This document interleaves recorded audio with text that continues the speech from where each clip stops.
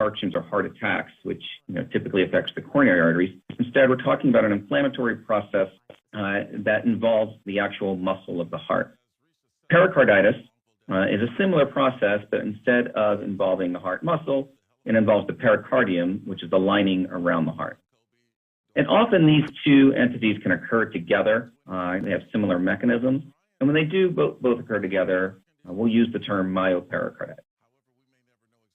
Next slide. So myocarditis has been around for a long time. It's not a new disease, but there have been some updates in how we can recognize it and diagnose it. And so for the purposes of surveillance, CDC has drafted this definition that is being used. And we think of myocarditis as probable cases and confirmed cases, although for the purposes of surveillance, both are counted. And so for a probable case, first, we'll look for symptoms. Typical symptoms associated with myocarditis include chest pain, which may also be described as pressure or discomfort, dyspnea, shortness of breath, or palpitations. There can be other symptoms, especially GI symptoms or fatigue symptoms, especially in younger children. Second, a number of tests can be performed. And to make the diagnosis of myocarditis, we're looking for an abnormality on at least one of these types of tests. Specifically, elevated troponin, certain findings on electrocardiogram, decreased cardiac function on echocardiogram or MRI, or cardiac MRI findings that are consistent with myocarditis showing evidence of inflammation. And importantly, we want to make sure that there's no other identified cause, like a structural abnormality or a myocardial infarction that is leading to these abnormal testing values.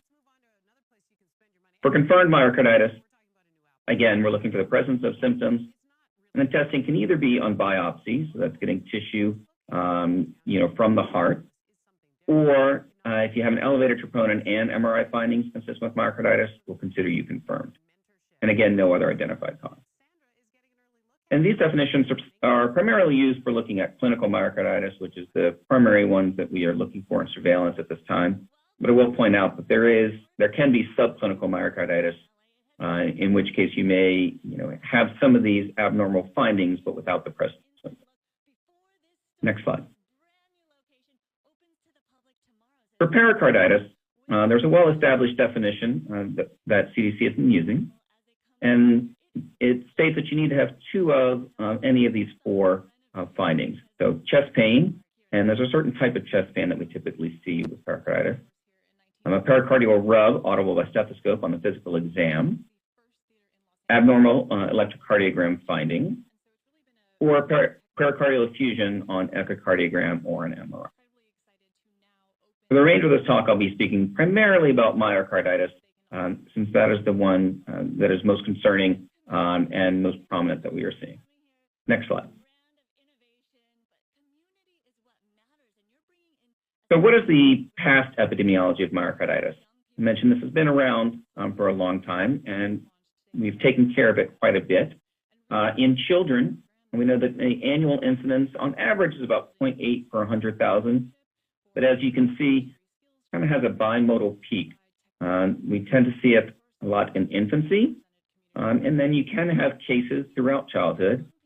But once patients start reaching adolescence, you start seeing an uptick in the number of cases, such that the annual incidence in this recent study was about 1.8 hospitalizations for myocarditis per 100,000 in 2015 and 16. In traditional myocarditis, there is a predominance of this affecting males more than female.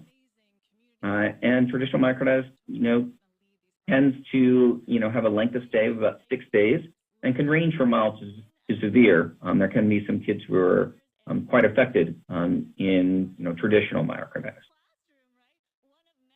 In adults, we similarly see that the peak incidence is in, the younger adults, and then that does decrease with age. And again, it does have, a male predominance, especially, in the younger age group. Next slide. Now, traditionally, there are many different types of causes of myocarditis. Most typical myocarditis we think of often, has a viral trigger. A classic story would be someone who can have just mild viral symptoms for a few days, they may get better, and then a couple of weeks later, all of a sudden start showing signs or symptoms of myocarditis as the immune system is ramped up. In a traditional myocarditis, an exhaustive search is often undertaken to look for potential causes, especially viral causes, although there are others that can lead to it. Although I will say that very often no specific cause is identified. Next slide. So how do we treat myocarditis? So for traditional myocarditis, supportive care has been the mainstay of therapy. So if they need oxygen for support or fluids if they're dehydrated, really, supporting the body's response to this. And that's kind of been the first line for post-vaccine myocarditis as well. As needed, if there are effects on the heart, such as arrhythmias or decreased heart function or congestive heart failure, specific medicines or therapies can be, implemented, for each particular case. Anti-inflammatory medicines are often used. There are a variety of them.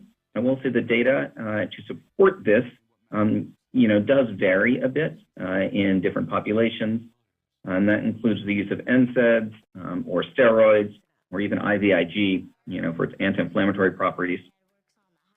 The use of anti-inflammatory medicines will vary by patient situation, by their age, or by the hospital that they are at.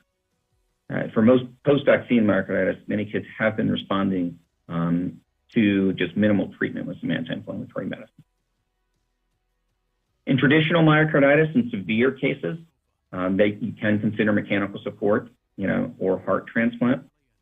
But importantly, in traditional myocarditis, it's been recommended to have exercise restriction while the heart recovers. The American Heart Association and the American College of Cardiology recommend, restriction from competitive sports for about 3 to 6 months until you can show documentation that the heart has recovered from this acute process. And so many places are also implementing these same guidelines for post-vaccine myocarditis, given the uncertainty.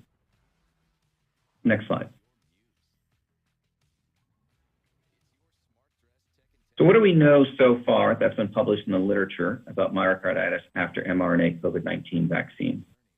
There have been a few reports, and I'll summarize a couple of them here. So in the United States, there was a paper published in Pediatrics looking at adolescents, and this looked at 7 males who were previously healthy, who developed myocarditis within 4 days of their second mRNA vaccine. All of these individuals had abnormal troponin levels, EKG findings, and MRI findings. And 3 of them, their symptoms improved with NSAIDs alone, and 4 of them did receive IVIG and steroids. All of these patients were discharged to home after about 2 to 6 days in the hospital with a median of 4 days, and they are currently being restricted from exercise. Most recently, there's a paper by Rosner et al. Published in Circulation that looked primarily at adults. So this paper reported 7 patients, but only 6 of those were after mRNA vaccine. They had 5 males that were 19 to 39 years old who presented with 4 days of their second dose. They had one 24-year-old who were presented about a week after his first dose. All of them, again, had abnormal troponin and MRI findings, and there were some varying EKG findings. Treatment with NSAIDs or colchicine, another anti-inflammatory medicine, was used in 4 patients.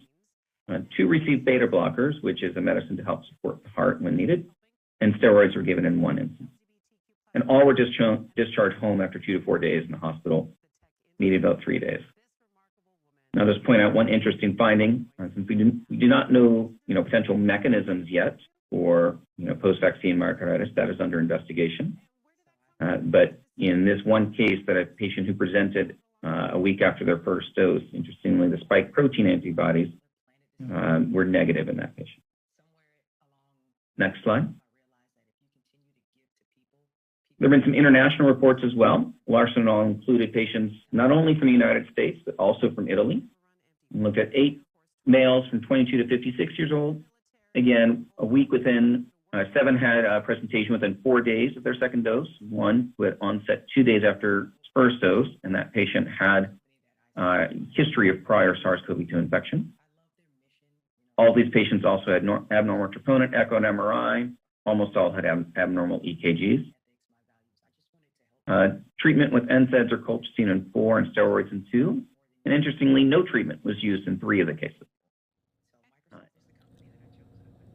Let's take another quick 2-minute break here on News Now from Fox. The ones who had some decreased ejection fraction had preservation of their ejection fraction at discharge.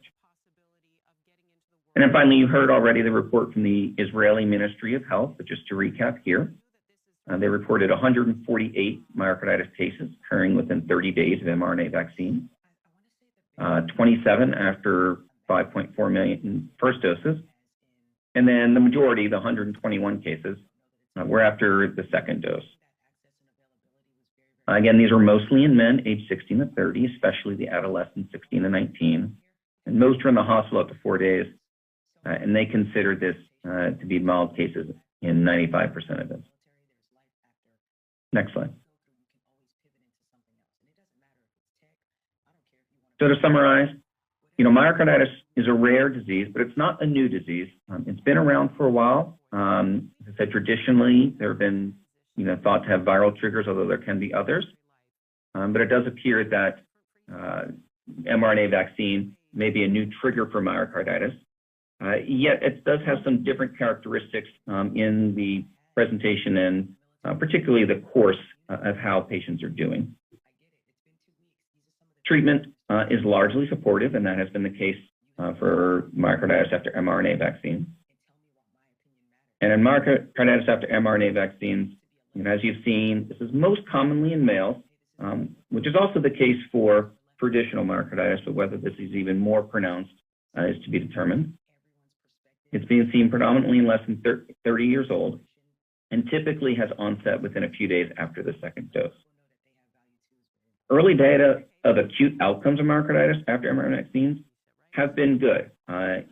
There's typically quick resolution. There obviously are exceptions in all things, but we are continuing to follow patients long-term. We do not have long-term data available yet, but they are getting some of these standard recommendations with regards to exercise precautions.